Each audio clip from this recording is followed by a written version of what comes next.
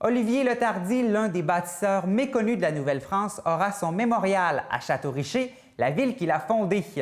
Comme il est important de savoir d'où l'on vient pour comprendre où on s'en va, l'Association des familles Tardy d'Amérique a bien saisi cette expression et à cet effet, l'association vient de lancer une campagne de levée de fonds visant à honorer ce personnage historique à juste titre.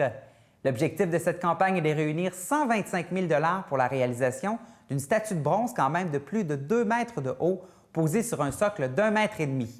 Pour discuter de cette initiative, le journaliste Maxime Rio a rencontré la présidente d'honneur, l'honorable sénatrice de l'Alberta, Claudette Tardy, et la présidente de l'Association des Tardy d'Amérique, Colette Tardy.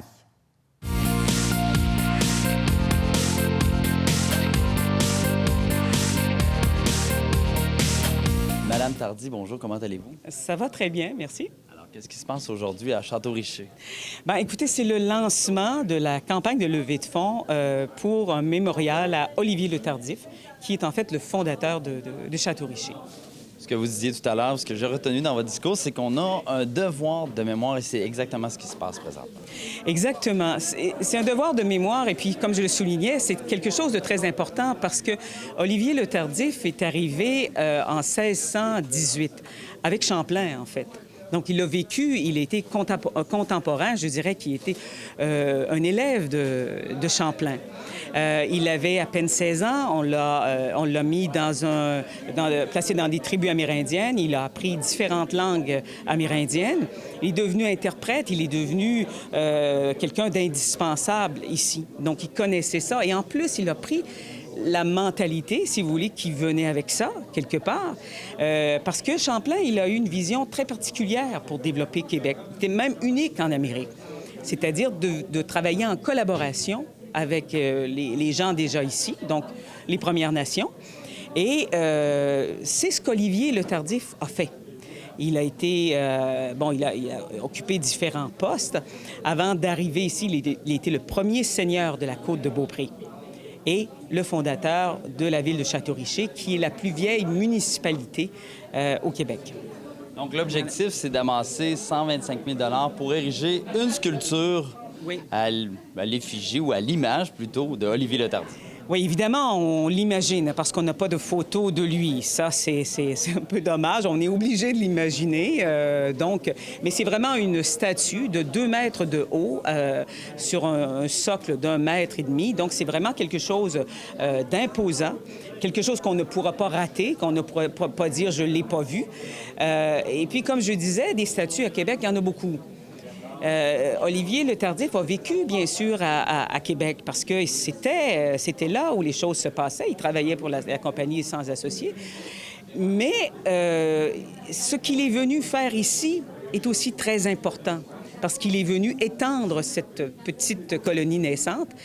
Et donc, de mettre une statue à Château-Richer, c'est quelque chose d'assez particulier. Et je pense que ça va apporter beaucoup en termes de fierté, à la fois pour nous, les membres de l'association et les patronymes donc d'Olivier Letardy, et aussi pour les gens de Château-Richer et de la côte de Beaupré. Et cette statue-là pourrait être installée où et à quel moment on l'espère? Écoutez, je vais répondre.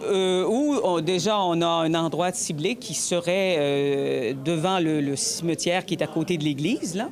Donc, ce serait vraiment un emplacement en face du centre Olivier Letardy, en même temps sur l'endroit où il a vécu. On est sûr qu'il a mis les pieds là. Ça, on sait qu'il a vécu là. Ça, c'est la première des choses. L'autre chose, écoutez, on espère pour l'an prochain. Mais là, il va falloir que la campagne de levée de fonds s'active, se mette en place. Déjà, aujourd'hui, on a pu vous annoncer 13 000 $. Donc, des gens qui... C'est bien parti. On sait qu'il y en a d'autres qui veulent faire des dons. Alors, ça va se mettre en place tranquillement. Donc, on est optimiste. On pense que les Tardys sont fiers, les gens de la côte de Beaupré sont fiers. Je pense qu'ils vont embarquer dans un projet comme ça. Ça vous tenait à cœur? Vous aviez envie d'être là aujourd'hui? Absolument. C'est une journée très spéciale car c'est la journée de lancement de la campagne du mémorial Olivier Letardy ici à Château-Richer. Pourquoi vous avez décidé de coller votre nom aussi et votre statut à cette campagne-là? La contribution d'Olivier Le Tardif est mal connue, je dirais, de notre histoire canadienne. Et c'est important de faire connaître cet illustre personnage qui a beaucoup fait pour Château-Richer et pour la côte de Beaupré. Et donc, j'ai cru que c'était important. Et d'ailleurs, je suis membre par mon conjoint Denis de la grande famille Tardif d'Amérique. Et c'était un plaisir pour moi d'accepter d'agir à titre de présidente d'honneur. Bien oui, quand l'Association des Tardifs d'Amérique vous a approché à votre bureau à Ottawa, comment vous avez réagi?